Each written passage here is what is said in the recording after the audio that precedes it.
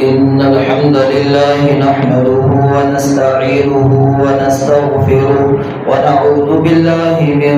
شرور أنفسنا ومن سيئات أعمالنا من يهده الله فلا مضل له ومن يضلل فلا هادي له وأشهد أن لا إله إلا الله وحده لا شريك له وأشهد أن محمدا عبده ورسوله أما بعد فإن خير الحديث كتاب الله وخير الهدي هدي محمد صلى الله عليه وسلم وشر الأمور محدثاتها وكل محدثة بدعة وكل بدعة ضلالة وكل ضلالة في النار. يا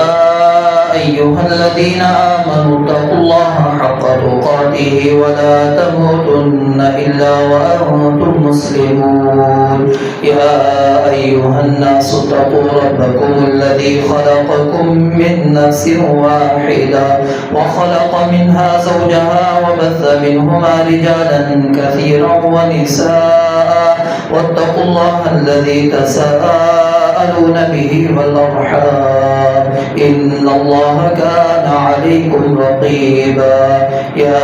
أيها الذين آمنوا اتقوا الله وقولوا قولا سديدا يصلح لكم أعمالكم ويغفر لكم ذنوبكم ومن يطع الله ورسوله فقد فاز فوزا عظيما. اللهم صل على محمد وعلى آل محمد كما صليت على إبراهيم وعلى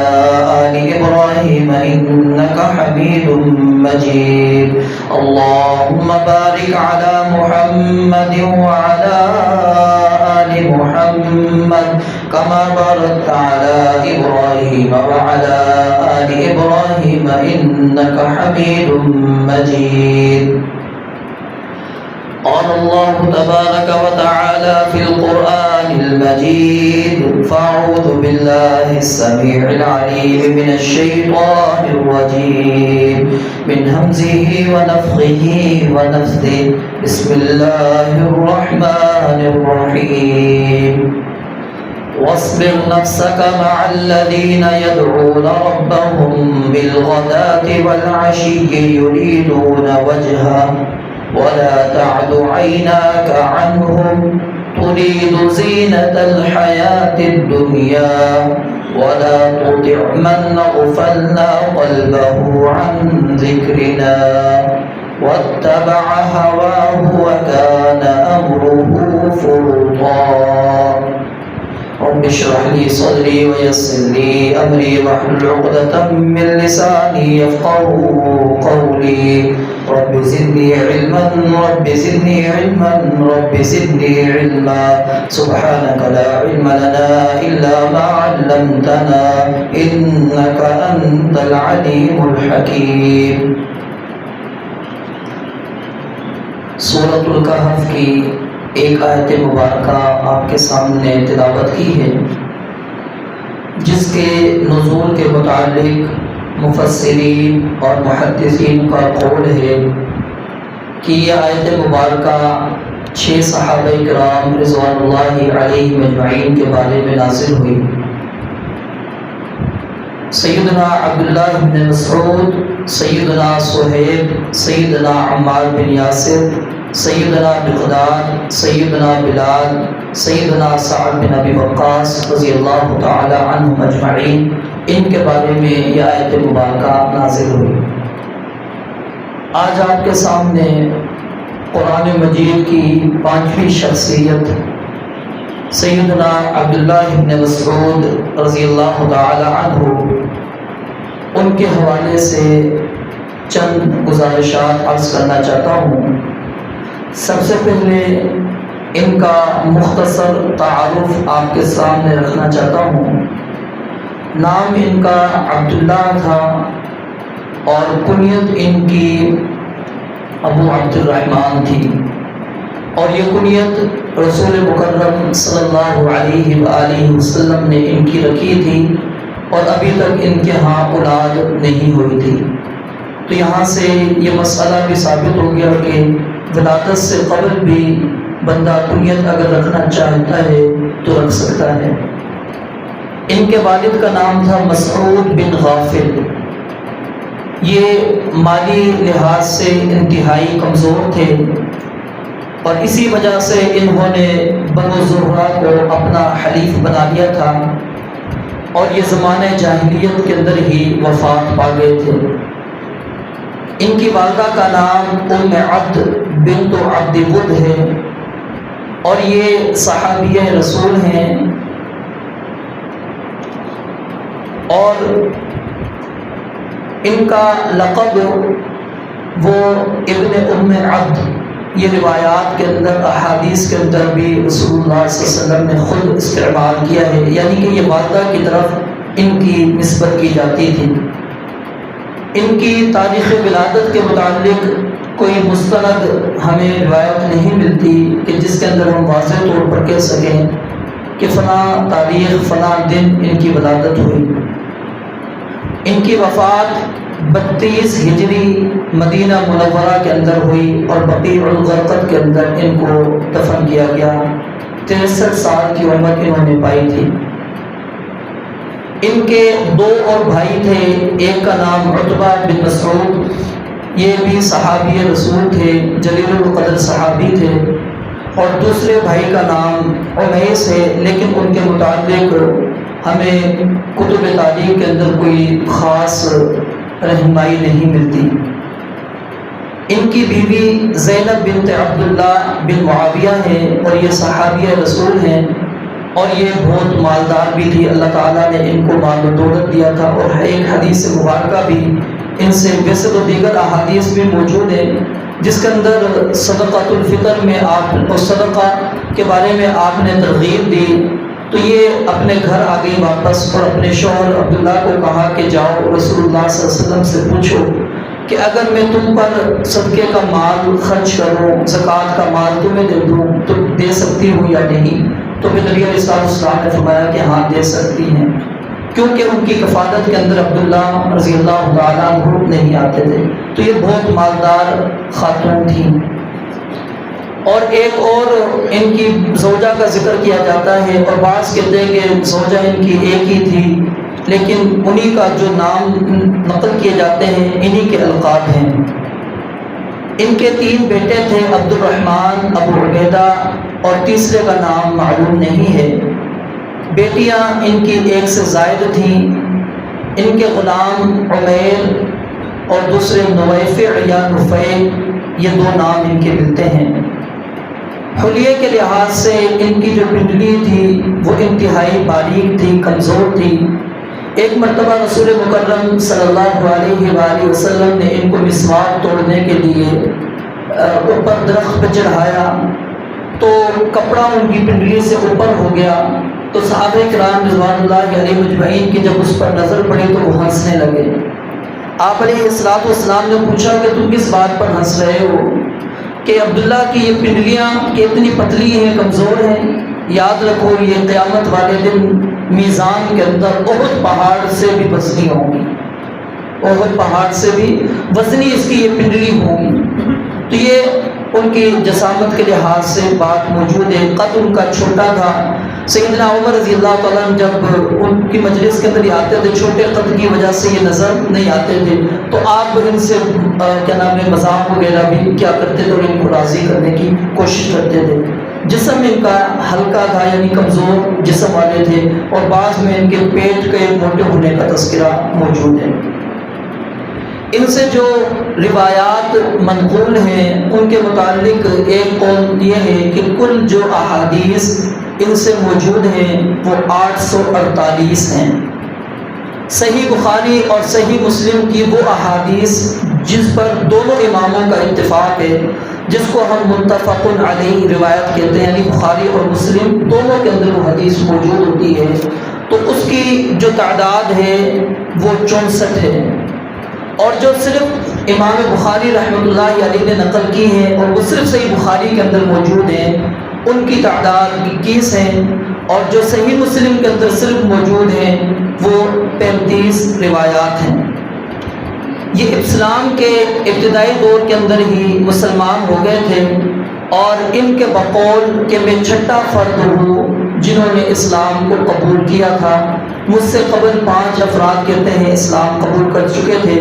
لیکن ہمیں کچھ اور بھی روایات ملتی ہیں جس کے مطابق یہ 22ویں یا 23ویں نمبر پہ ان کا نمبر آتا ہے کہ یہ مسلمان ہوئے تھے۔ سیدنا عبداللہ بن مسعود رضی اللہ تعالیٰ عنہ کے والد کے حالات میں نے آپ کے سامنے یہ بات رکھی کہ وہ مالی لحاظ سے انتہائی کمزور تھے، اور زمانہ جاہلیت کے اندر ہی یعنی فوت ہو گئے، تو بچپن سے ہی ان کے اوپر یہ ذمہ داری آ گئی تھی کفالت والی، اور انہوں نے اس ذمہ داری کو بخوبی سے انجام دیا۔ اور تھوڑی سی اجرت پر عقبہ بن ابی معیط ایک کافر تھا، اس کی بکریاں یہ چلایا کرتے تھے، اور یہی بکریاں چلانے کا ہی سبب ان کے اسلام لانے کا سبب بنا۔ ایک مرتبہ رسول مکرم صلی اللہ علیہ وآلہ وسلم اور سیدنا ابوبکر صدیق رضی اللہ تعالی عنہ گزرے جہاں پر عبداللہ ابن مسعود رضی اللہ تعالیٰ عنہ بکریاں چرا رہے تھے۔ آپ نے ان سے کہا کہ کیا اے بچے تمہارے پاس دودھ موجود ہے؟ اس نے کہا دودھ تو موجود ہے، لیکن دودھ امانت ہے، میری بکریاں نہیں ہیں۔ اب دیکھیں اسلام قبول نہیں کیا، لیکن شروع سے ہی امانت داری کتنی ان کے اندر موجود ہے۔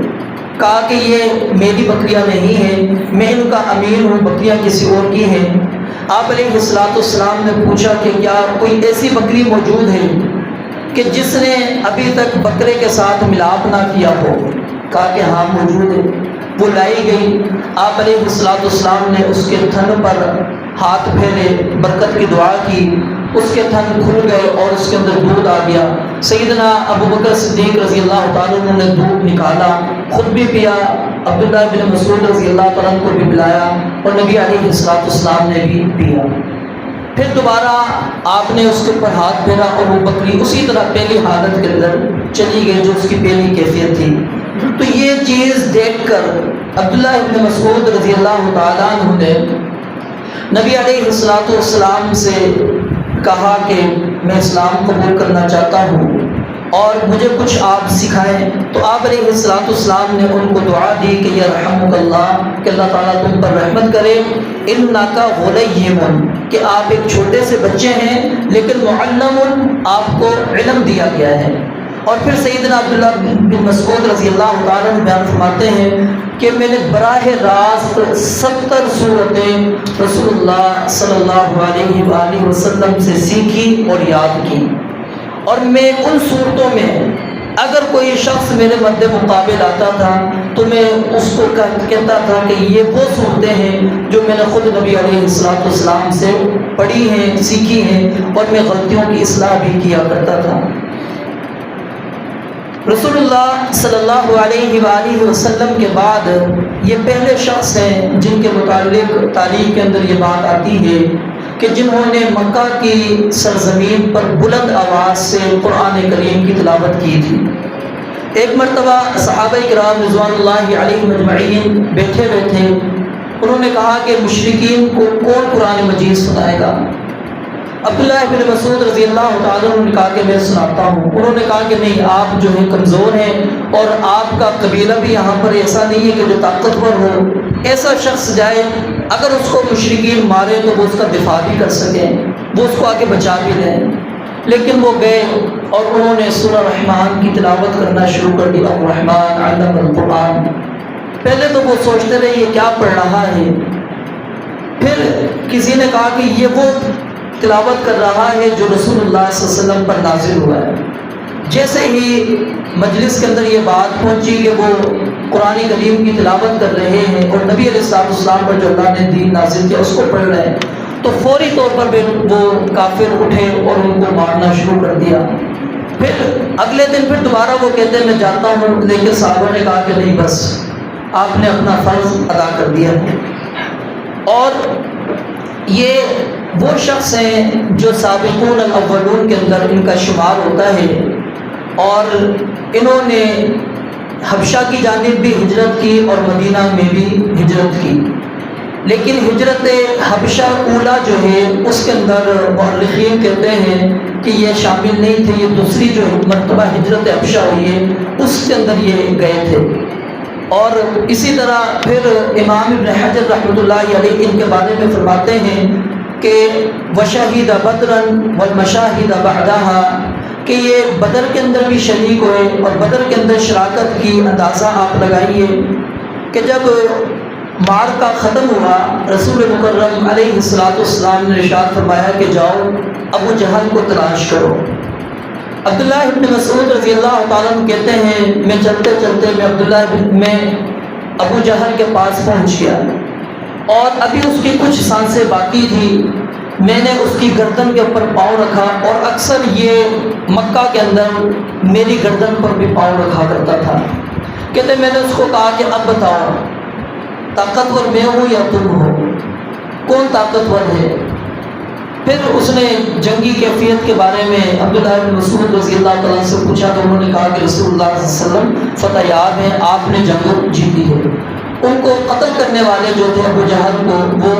سیدنا عبداللہ بن مسعود رضی اللہ تعالیٰ عنہ تھے اور ان کا سر لے کر نبی علیہ السلام کے پاس وہ آئے تھے،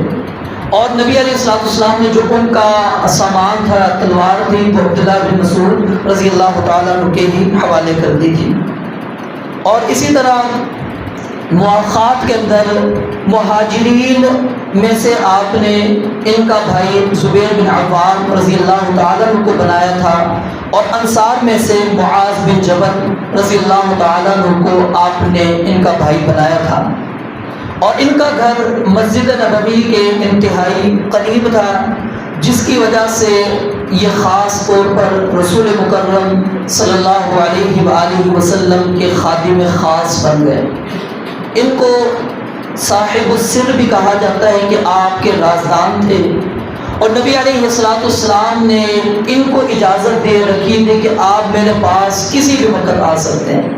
یعنی 3 اوقات ایسے ہیں جس میں اسلام ہوتا ہے، لیکن ان 3 اوقات کے اندر بھی عبداللہ ابن مسعود رضی اللہ تعالیٰ عنہ کو اجازت تھی کہ وہ نبی علیہ السلام کے پاس آیا کرتے تھے۔ اور ابو موسیٰ اشعری رضی اللہ تعالیٰ عنہ بیان کرتے ہیں کہ میں جب یمن سے آیا تو میں نے دیکھا عبداللہ ابن مسعود اور ان کی والدہ کو کہ نبی علیہ السلام کے پاس آنا جانا ان کا ایسے تھا جیسا کہ ان کے گھر کا ہی فرد ہو، یعنی جس طرح گھر کے فرد کو ضرورت نہیں ہوتی ہر وقت آتا جاتا ہے، اسی طرح سیدنا عبداللہ ابن مسعود رضی اللہ تعالیٰ عنہ نبی علیہ السلام کے پاس آتے رہتے تھے۔ تو یہ آپ کے رازدان بھی تھے۔ پھر آپ علیہ السلام کی مسواک ان کے پاس ہوتی تھی، آپ کے لیے آپ کی چپل جو ہے وہ اٹھایا بھی کرتے تھے، آپ کو پہنایا بھی کرتے تھے، لاٹھی بھی آپ کے پاس ہوا کرتی تھی، اور پھر وضو کا پانی بھی آپ علیہ السلام کے سامنے پیش کیا کرتے تھے، صاحب الوسادہ آپ کا بستر بھی لگایا کرتے تھے۔ تو یہ مختلف القاب ان کے مؤرخین نے اور محدثین نے نقل کیے ہیں۔ عبداللہ ابن مسعود رضی اللہ تعالی عنہ ان کا مقام اور مرتبہ اور ان کی فضیلت احادیث کی روشنی میں آپ اندازہ لگائیے کہ قرآن مجید کے ساتھ ان کا اتنا گہرا تعلق تھا کہ رسول مکرم علیہ السلام نے ایک موقع پر آپ نے فرمایا کہ میں قرآن مجید کو سننا چاہتا ہوں، اور عبداللہ ابن مسعود رضی اللہ تعالیٰ عنہ کو کہا کہ آپ مجھے قرآن سنائیں۔ عبداللہ ابن مسعود رضی اللہ تعالیٰ نے کہا کہ قرآن تو آپ پر نازل ہوتا ہے،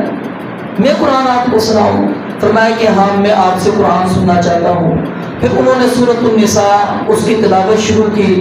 پڑھتے پڑھتے جب اس آیت پر پہنچے فَكَيْفَ إِذَا جِئْنَا مِنْ كُلِّ أُمَّةٍ بِشَهِيدٍ وَجِئْنَا بِكَ عَلَى هَؤُلَاءِ شَهِيدًا، تو رسول اللہ صلی اللہ علیہ وسلم نے فرمایا کہ بس کر دے۔ اور عبداللہ ابن مسعود کہتے ہیں میں نے اپنی نگاہ جب اٹھا کر دیکھی تو آپ علیہ السلام کی آنکھوں سے آنسو جاری تھے۔ تو یعنی آپ نے ان سے قرآن مجید کو سنا، اور صرف یہ نہیں بلکہ ایک ایک موقع پر عبداللہ ابن مسعود رضی اللہ تعالیٰ عنہ رات کو قیام اللیل کر رہے تھے،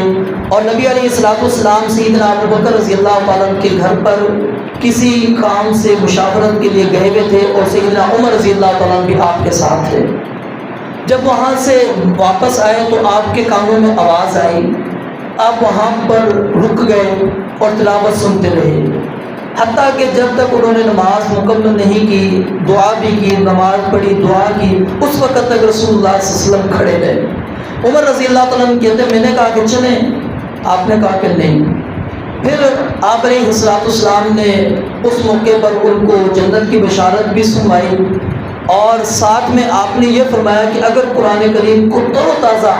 کوئی پڑھنا چاہتا ہے، یعنی جس طرح حروف کی ادائیگی کے لحاظ سے اگر تم سمجھنا چاہتے ہو، پڑھنا چاہتے ہو، تو عبداللہ ابن مسعود ابن ام عبد اس کی اتباع کرو، اس کی پیروی کرو، یعنی جس طرح یہ قرآن کو پڑھ رہا ہے، صحیح تلفظ کے ساتھ الفاظ کی ادائیگی کر رہا ہے، اس طرح قرآن کریم کو پڑھو۔ اور اسی طرح رسول اللہ صلی اللہ علیہ وسلم کا فرمان بھی ہے کہ خذوا القرآن من اربعۃ، کہ قرآن کریم کو 4 افراد سے حاصل کرو، اور ان میں سب سے پہلا نام جس صحابی کا آپ نے ذکر کیا وہ کیا ہے؟ من ابن ام عبد، کہ ابن ام عبد سے قرآن، یعنی عبداللہ ابن مسعود رضی اللہ تعالیٰ عنہ سے قرآن کریم لیں۔ اب باقی صحابی بھی ہیں، معاذ بن جبل ہیں، ابی بن کعب ہیں، سالم مولا ابی حذیفہ ہیں، لیکن آپ نے سب سے مقدم سیدنا عبداللہ ابن مسعود رضی اللہ تعالیٰ عنہ کو رکھا کہ ان سے قرآن کریم کو حاصل کیا جائے۔ تو یہ قرآن کریم کو بڑے خوبصورت اور اچھے انداز کے اندر پڑھا کرتے تھے، اور صرف پڑھتے نہیں تھے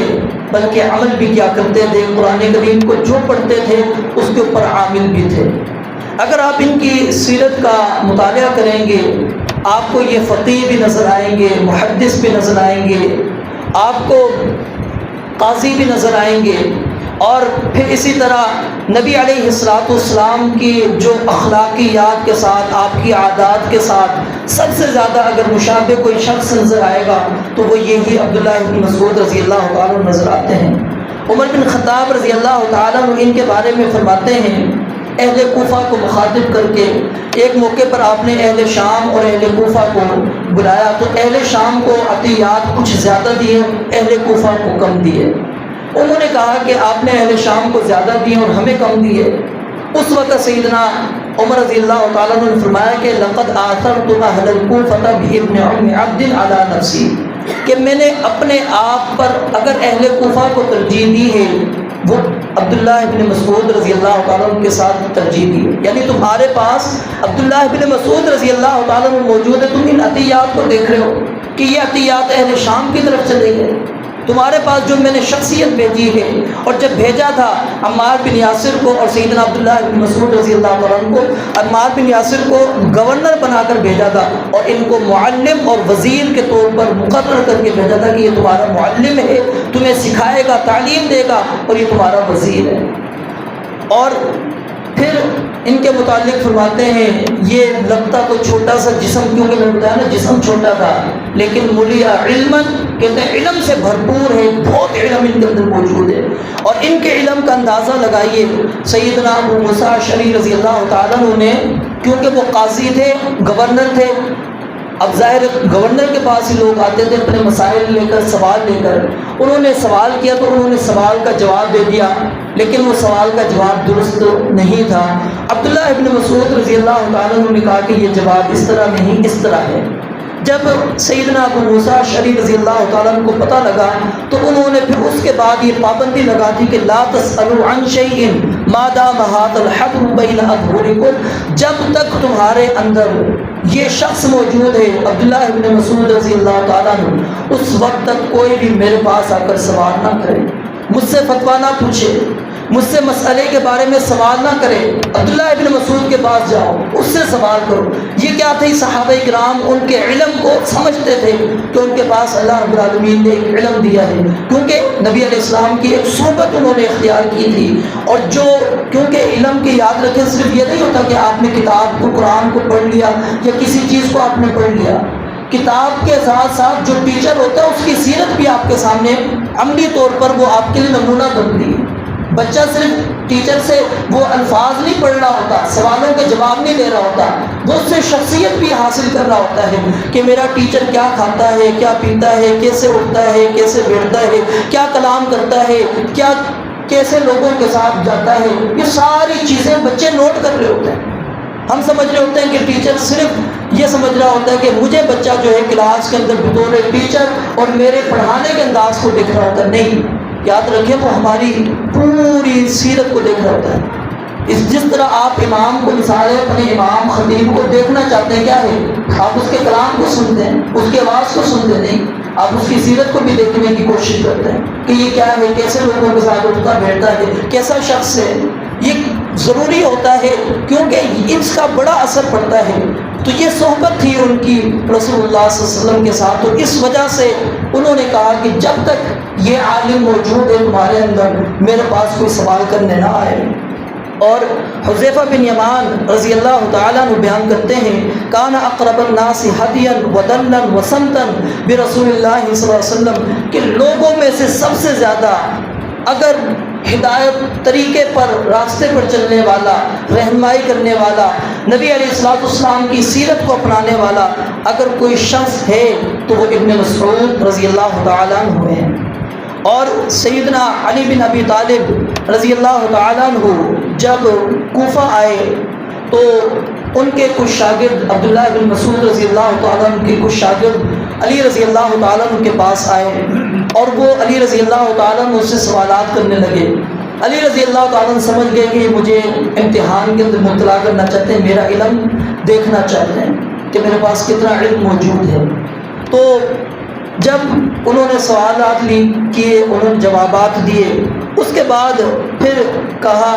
کہ یاد رکھو جس طرح تم اپنے استاد کے بارے میں سمجھتے ہو کہ اس نے قرآن کریم کو پڑھا ہے، وہ اس کے حلال کو حلال سمجھتا ہے، اس کے حرام کو حرام سمجھتا ہے، وہ دین میں فقاہت حاصل کی ہوئی ہے اس نے، اور سنت کے بارے میں وہ عالم ہے۔ وَأَنَا أَقُولُ مِثْلَ الَّذِي قَالُوا، میں بھی وہی رائے رکھتا ہوں۔ علی رضی اللہ تعالیٰ عنہ کہتے ہیں سیدنا عبداللہ بن مسعود رضی اللہ تعالیٰ عنہ کے بارے میں جو تمہاری رائے ہے۔ تو یہ عبداللہ بن مسعود رضی اللہ تعالیٰ عنہ، ان کی بہت سی احادیث ہمارے سامنے مشعل راہ ہے، اور کئی احادیث کے اندر آپ ان کو پڑھیں گے تو وہ اعمال کی اصلاح پر مبنی ہیں، کیونکہ یہ رسول اللہ صلی اللہ علیہ وسلم کے ساتھ تھے تو آپ کے طریقے کو بھی انہوں نے بیان کیا ہے۔ تو اس لحاظ سے بڑی ان کی احادیث موجود ہے، کتب احادیث کے اندر آپ اس کا مطالعہ کر سکتے ہیں۔ اللہ رب العالمین سے دعا ہے رب العالمین ہمیں سیدنا عبداللہ بن مسعود رضی اللہ تعالیٰ عنہ کی سیرت کو پڑھنے اور اس کے مطابق زندگی گزارنے کی توفیق عطا فرمائے۔ وآخر دعوانا الحمد للہ رب العالمین۔